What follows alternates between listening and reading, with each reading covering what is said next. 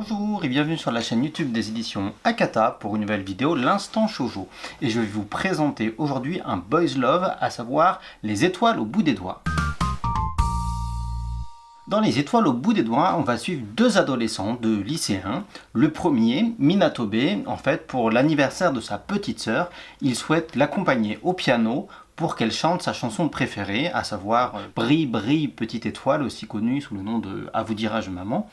Et voilà, comme il ne sait pas du tout jouer de piano, il veut lui faire une surprise à sa petite sœur en apprenant à jouer ce morceau pour l'accompagner. Et un jour, dans la salle de classe de musique du lycée, il va croiser Nali. Nali qui lui est vraiment un musicien aguerri, plutôt très doué, et il va lui demander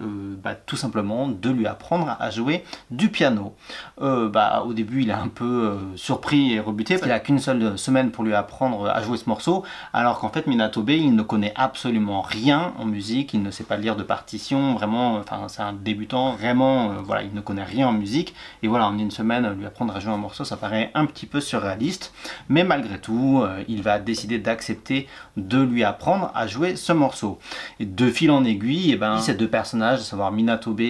et Nali, vont se rapprocher. Évidemment, ils vont avoir un béguin l'un pour l'autre, et l'histoire à partir de là va se développer sur vraiment comment les deux, qui sont à cette période si charnière qu'est l'adolescence, et au moment aussi ils doivent choisir leur orientation professionnelle, savoir ce qu'ils veulent faire de leur vie, qu'est-ce qu'ils veulent devenir, et voilà, entre rêve, amour, espoir perdu et aussi traumatisme du passé, et bien les deux personnages vont se soutenir, s'aider ou pas d'ailleurs, enfin on va suivre vraiment l'évolution de leur relation. Avant de vous parler un petit peu plus de ce manga en lui-même, j'ai un peu parlé de son contexte de publication au Japon et aussi de sa dessinatrice. Sa dessinatrice est quelqu'un qui n'a pas dessiné beaucoup d'ouvrages, qui n'est pas forcément très connue. Elle a commencé sa carrière en 2015 dans les pages du magazine Comic Chocolat de l'éditeur Shinkosha, qui est vraiment un éditeur spécialisé dans le boys love. Et puis après, elle a fait quelques histoires courtes, notamment en 2016, où elle a eu un tome relié qui a été publié chez J Publishing. Et puis elle a essentiellement après dessiné pour Shueisha et notamment pour leur magazine Bloom. Alors leur magazine Bloom, justement, c'est sur lui que je voulais un petit peu m'attarder. C'est un magazine, donc j'ai dit de Shueisha, mais en fait techniquement c'est plutôt de la maison d'édition Homsha, qui est une filiale de l'entreprise Shueisha. Et Homsha a lancé en 2016 ce magazine Bloom, qui est vraiment un magazine de boys love. En l'occurrence, ils en ont lancé deux, et les deux ont des accroches de présentation un petit peu différentes. Et l'accroche de présentation du magazine Bloom, c'est Monogatari o Aisuru. Et donc c'est l'idée, c'est des boys love qui mettent plutôt en avant, plutôt que le côté sexy ou le côté voilà, érotique, mettre en avant plutôt le développement des histoires et le scénario. Donc ce magazine, il est né en 2016, en mars pour être précis, et c'est un magazine qui est bimestriel, donc il sort 2 fois par an, et ce manga, donc Les étoiles au bout des doigts, a été prépublié à partir du numéro 4 de la revue jusque dans le numéro 9. Ça a fait au total donc 2 tomes. Alors c'est vrai que justement quand on parle de boys love, il y a beaucoup de choses, c'est aujourd'hui un secteur éditorial qui est vraiment énorme, et qui est d'ailleurs d'une certaine manière sans aucun doute à l'avant-garde de plein de choses, que ce soit le shoujo manga ou le seinen manga.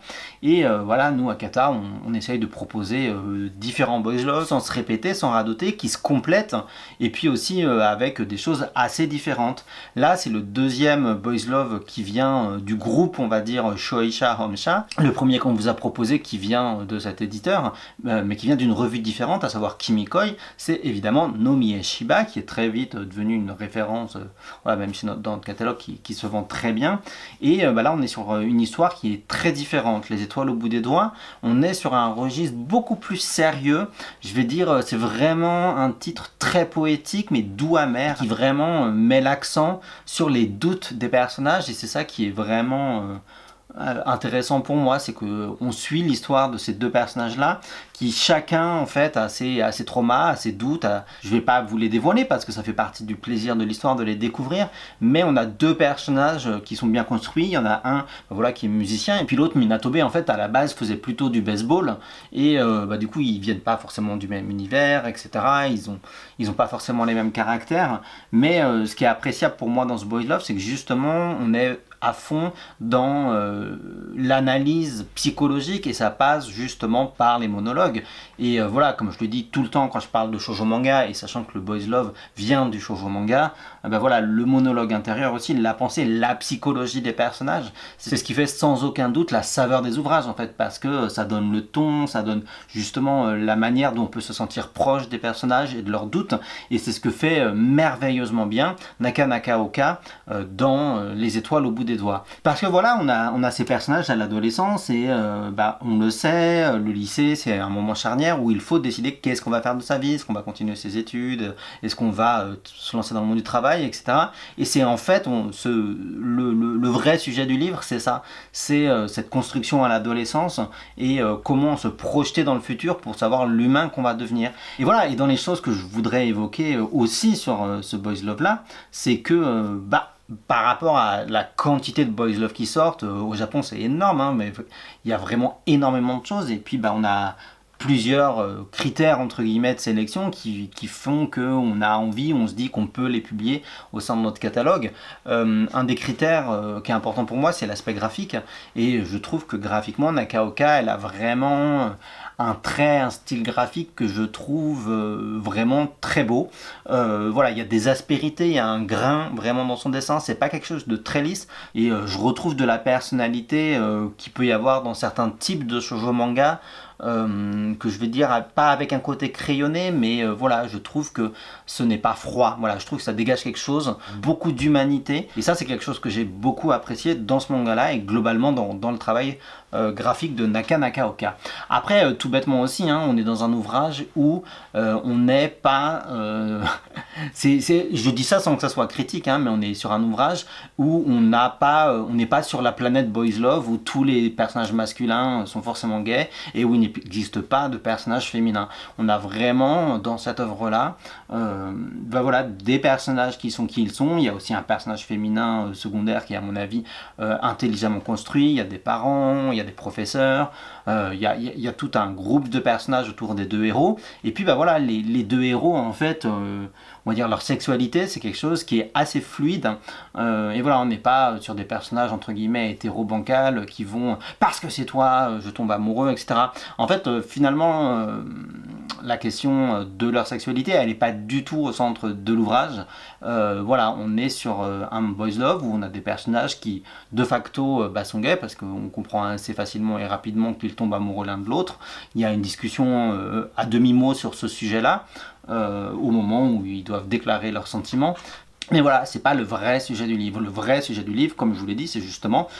se trouver à l'adolescence, l'affirmation de soi, et voilà comment on fait pour savoir qui on est, éventuellement se soutenir mutuellement, oser faire un pas en avant, en fait, dépasser ses traumas. Et du coup, ça en fait un ouvrage que je trouve vraiment intéressant à lire. En l'occurrence, il va donc rejoindre notre collection médium, donc plutôt lisible à partir de l'adolescence, parce que c'est vraiment le sujet du livre et ça n'aurait aucun sens de le faire différemment. Bon, il y a vaguement deux scènes érotiques dans l'ouvrage, mais qui sont à mon avis suffisamment soft pour rentrer dans cette collection-là, justement aussi parce que c'est important de pouvoir parler de sexualité de manière saine, à mon avis, à des adolescents. Voilà, d'une certaine manière, en caricaturant un petit peu à l'extrême, c'est un ouvrage que je peux rapprocher d'un titre tout simplement comme Nos cœurs évanescents de Yuki Kamatani, où on a ces personnages qui font de la chorale, etc., et qui vont vraiment se chercher leurs doutes, etc., et comment on se construit, et puis aussi tout simplement plein de shoujo manga ou de titres voilà, qui parlent de l'adolescence, de cette période si compliquée, avec les doutes, avec les craintes, avec tout ce que en fait, on connaît en grandissant assez naturellement. Et puis la petite touche d'originalité par rapport à d'autres mangas, ça va être justement cet univers musical, puisqu'il y a un des deux personnages qui envisage éventuellement de devenir pianiste professionnel. Et d'ailleurs, juste pour le clin d'œil, ça c'est assez marrant, je vous disais au début de la vidéo que le personnage de Minatobe, il veut apprendre le morceau Brille, brille, petite étoile, donc à savoir, à vous dirai-je maman, voilà, il y a plein de références là-dessus, et en fait, ce qui est marrant, c'est que du coup, dans le manga, c'est la version des paroles où c'est Brille, brille, petite étoile qui est évoquée, et puis il y a un moment où ils évoquent l'autre version, à savoir à vous dirais-je maman. Et donc c'est marrant parce que dans la version japonaise, il y a ce moment où ils évoquent les paroles de la chanson en français, et je trouvais que c'était un clin d'œil plutôt marrant. Quelques mots maintenant sur la traduction du titre pour la version française. Alors en japonais, ça s'appelle Tsuki o Mezasu Hoshi ni Naru, à savoir viser la lune, devenir une étoile. Alors, personnellement, je trouve ça très beau, très poétique, mais on a un petit problème avec une traduction littérale du titre comme ça, c'est que viser la lune, forcément, ça va évoquer pour beaucoup de personnes la chanson de Amel Bent. Du coup, c'est très connoté et c'est très inscrit dans l'imaginaire des gens, probablement en France, ces paroles à viser la lune. Donc, c'était un petit peu embêtant d'utiliser ça. Et du coup, on a un peu réfléchi. On a gardé cette vision astrale, entre guillemets, qui parle des étoiles, puisque de toute façon, ça faisait sens par rapport à la chanson Brille, brille, petite étoile, mais on a voulu aussi renforcer le côté musique, piano, et donc les étoiles au bout des doigts, voilà, au bout des doigts il y a les notes de musique, le piano ça se joue voilà, avec ses mains, avec ses 10 doigts, etc.